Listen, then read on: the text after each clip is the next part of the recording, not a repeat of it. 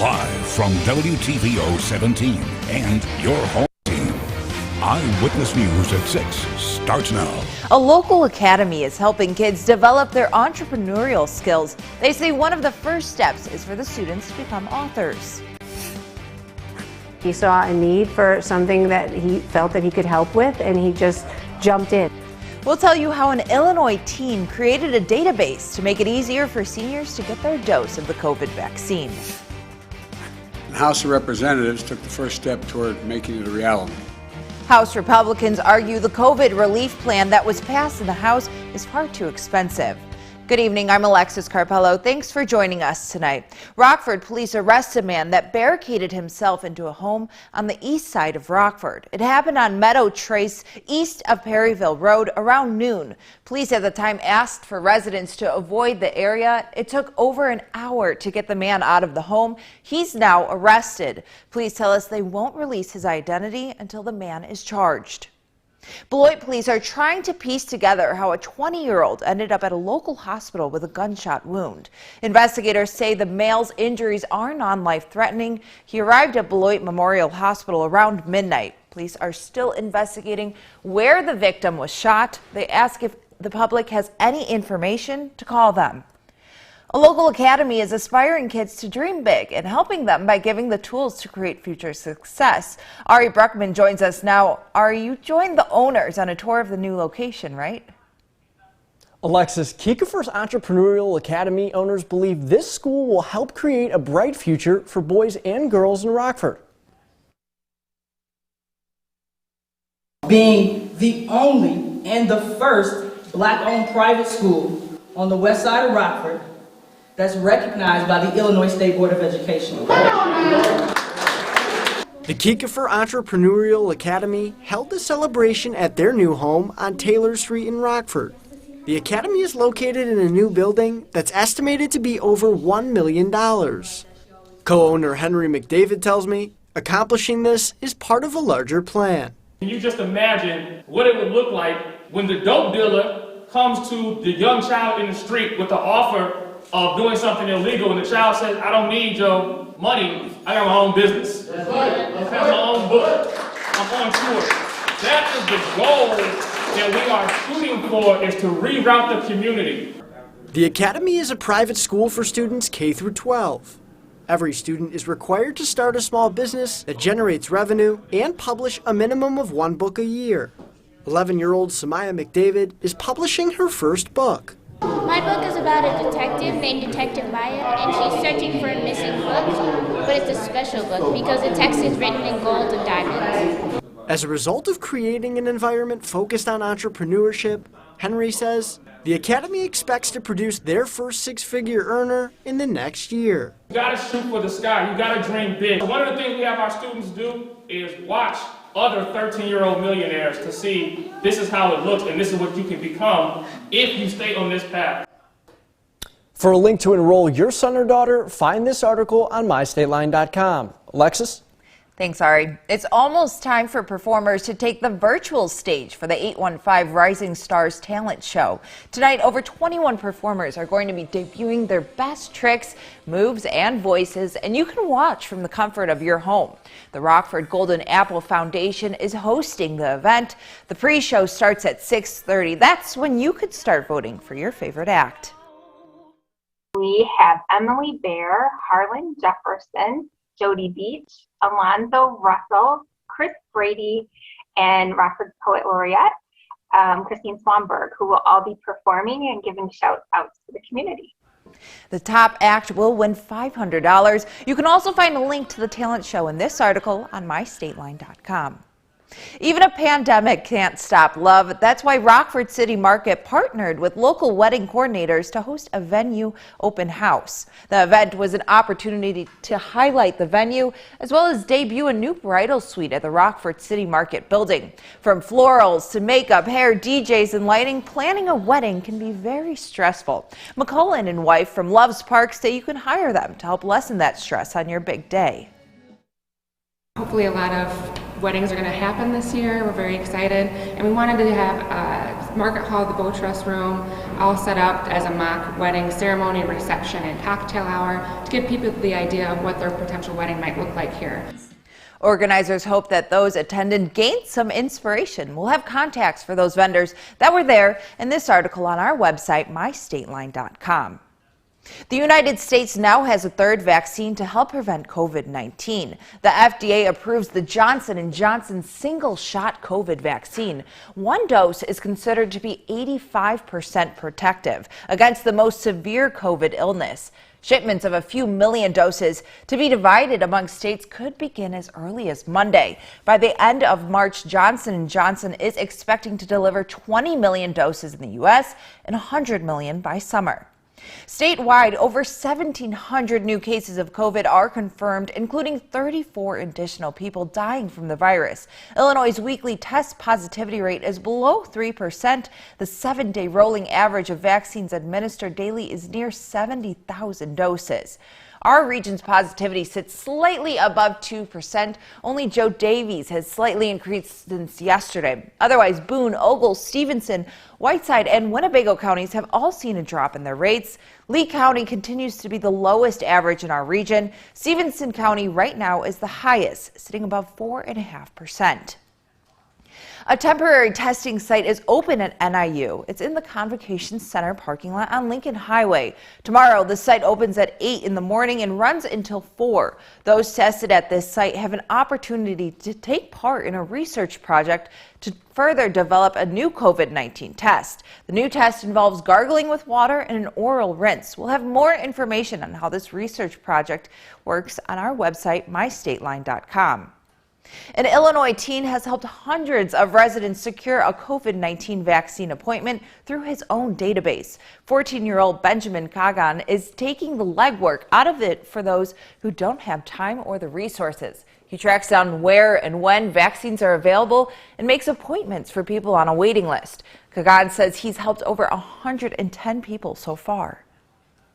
It's a great feeling to be able to help people like this. So I personally have helped 115 people. I just kept trying. We had, I want to say, 4 computers open, and we were trying on all of them, and I just got lucky. Kagan says the original idea was sparked when he was trying to help find his grandparents an appointment.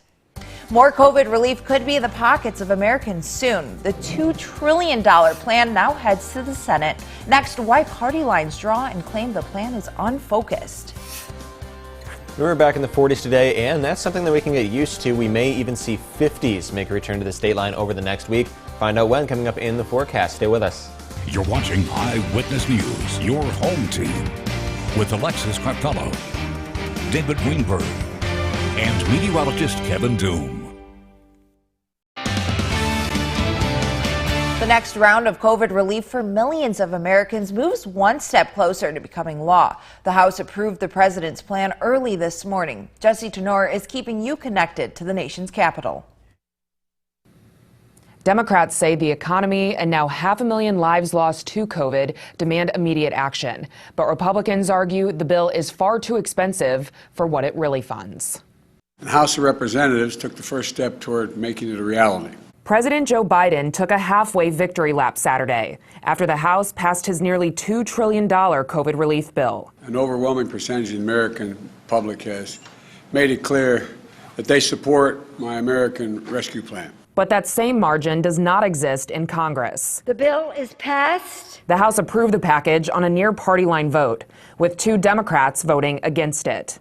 House Speaker Nancy Pelosi said millions of Americans will benefit from the $1,400 direct payments, emergency unemployment benefits, and tax credit increases for children. This legislation will cut child poverty in half. It also provides billions for schools, state and local governments, and COVID-19 vaccines and testing. To put an end to this pandemic and to stem the suffering felt by so many. But Republicans blasted the bill, arguing the country has yet to spend at least $1 trillion Congress already approved. To those who say it's urgent, I say it's unfocused. House Minority Leader Kevin McCarthy said the state and local funding is not necessary, and the money for schools is not tied to reopening. The amount of money that actually goes to defeating the virus is less than 9%. So don't call it a rescue bill. The plan now heads to the Senate, where Democrats are working to pass it by mid-March, with or without Republicans. We have no time to waste. And Democratic senators will try a different approach to the $15 federal minimum wage push after procedural hurdles blocked it from being included in the current bill. In Washington, I'm Jessie Tenor. Now your first warm weather forecast with meteorologist Kevin Doom. Let's start things off with a live look over the Rochelle Airport. We still have mostly clear skies overhead. We are just about out of daylight now that the sun has gone down below the horizon. We will see more clouds filling in here over the next several hours, and that is because we do have a storm system headed our way from the west. It is currently making its way across the plains, starting to push into the western part of the Midwest. You can see quite a bit of snow and rain associated with this system as well, so this will bring us a good chance for some isolated showers as we head into the overnight and even into tomorrow. Now, as mentioned, more clouds going to be filling in here through the rest of the evening and overnight. This rain will arrive for the latter half of the overnight, so around 3-4 o'clock hours, likely when we'll start to see some scattered showers. They will break up a little bit in coverage as we head into tomorrow morning. Just some isolated showers, but that will likely last as we head on through the morning. By the early afternoon, at the latest, the entire area should be dry, and then we'll start to see some clearing in our cloud cover as we head on through the afternoon and into the evening. Even into the overnight, we'll continue to see that clearing. That'll leave us in mostly clear skies for the overnight between tomorrow and Monday. Now, there is a storm system that's going to be moving in the upper part of the Midwest. It should mostly miss us to the north, but there's a slight chance we could see a little bit of snow in the morning hours of Monday, but shortly thereafter, a lot of the cloud cover is going to clear out. In fact, most of our Monday should be dry, if not all of it, and actually feature some mostly sunny skies. Now, in addition to the rain, this storm system that we just talked about, still situated out to our west, is also really going to cool things off for Monday. Now, a lot of this cooler air that you're still seeing well out to our west, for instance, we're still in the 40s here throughout much of the Midwest. You can see Aberdeen at 27, Rapid City at 30 degrees. A lot of that colder air is going to be making its way into the state line as that system passes over. Now, it's not going to get quite that cold, but highs on Monday should dip back down below normal for where we should be this time of year. But temperatures will recover very quickly starting on Tuesday, and that's because early next week our jet stream is going to have a very strong, very large ridge just to our north, a sort of overarching pattern here. That's going to be pulling tons of nice warm air up from the south, parking itself over the Midwest. Now, in addition to the warm air, we're also expecting lots of sun this upcoming week, because this upcoming week will pretty much be dominated by high pressure here in the Midwest, starting with this big system of high pressure that's going to be moving in for Monday and Tuesday, which is going to keep conditions mostly sunny and dry as well. A few more clouds will likely be overhead for Wednesday and Thursday as we kind of sit in between systems here, but another system of high pressure is going to be dipping down from the north for Friday and for Saturday. But because this system is coming in from the north, it's also going to be pulling in some cooler air. Now, conditions still should be warmer than normal for this time of year, but it is going to cool things down just a bit as we head on into the weekend. And then, of course, this will also help to keep things nice and dry through the week as well. Now, in the meantime, we have temperatures down in the 30s across most of the area after being back in the 40s earlier on today. Still at 40 here in Rockford. West, it's 32 in Rochelle, 38 in DeKalb, 32 right now out in Freeport. Tonight, temperatures will be dropping into the lower 30s, upper 20s for some across the state line, with some areas of some dense fog in addition to those isolated showers. Now, tomorrow, that fog and those showers likely lasting through at least mid-morning, possibly stretching into the latter part of the morning. Temperatures in the lower to middle 40s. We're going to see 40s just about every day this week, with the exception of Monday, when we drop down to around the mid to upper 30s. We get back in the 40s for Tuesday. Could even see 50s make a return to the state line for the first time since December on Wednesday and Thursday, before cooling off just slightly, just in time for next weekend. Well, I'm looking forward to Wednesday. Thanks, Kevin. David Greenberg is in next with sports. He's got all the highlights from today's high school basketball action around the area.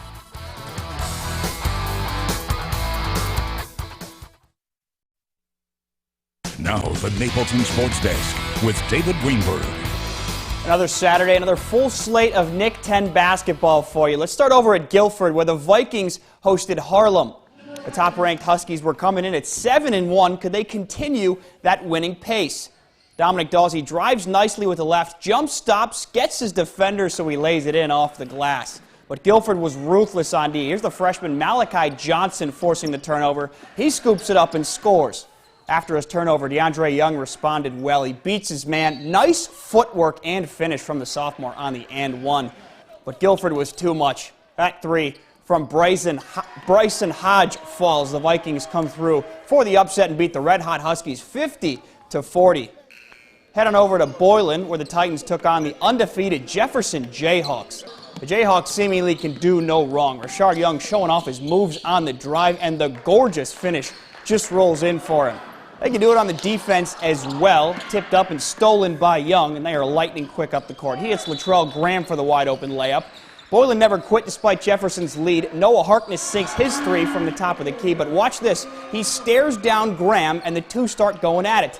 A couple plays later, in transition up to Graham, these two meet mano y mano, and Graham says, anything you can do, I can do better, baby. Spin and in. Graham scored 21 points. The Jayhawks get the last laugh and stay unbeaten with the 50-34 win. If there's another team that's been as hot as the Jayhawks, it's the East E-Rabs, who are at Hononegah. But Hononegah dominated the first three quarters of this game. Brandon Beck knocks down a three. Gabe Ressler scores off the fast break. And Braden Savitsky-Lind scores in the post. Hononegah led by 20 points, but the E-Rabs turned this game completely around in the fourth quarter. Patience Harris will drive for the layup. Biggie Luster next will sink from behind the arc. Luster will come right back with a fast break layup here. Great finish. What a comeback by the E-Rabs. They beat Hononegah 55-47. A couple more boys games from today as well around the Nick 10. Auburn edged Freeport 57-52, and in a Belvedere battle, the Blue Thunder came out on top 46-33.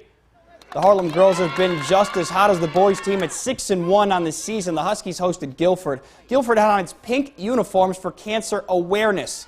First half, the Huskies go down inside. Maya Davidson, she does a great job twisting around the defender for the lay-in. Second half, Davidson makes a great pass inside to Allison McGregor for the layup. McGregor had 24 points. Later, Davidson makes the long pass down court to a wide-open Julie Bailey. She had 21. Now watch Guilford's Lindsey Knuth drives the baseline and puts in a sweet reverse, just like her older brothers did it. Harlem defeated Guilford 63-46.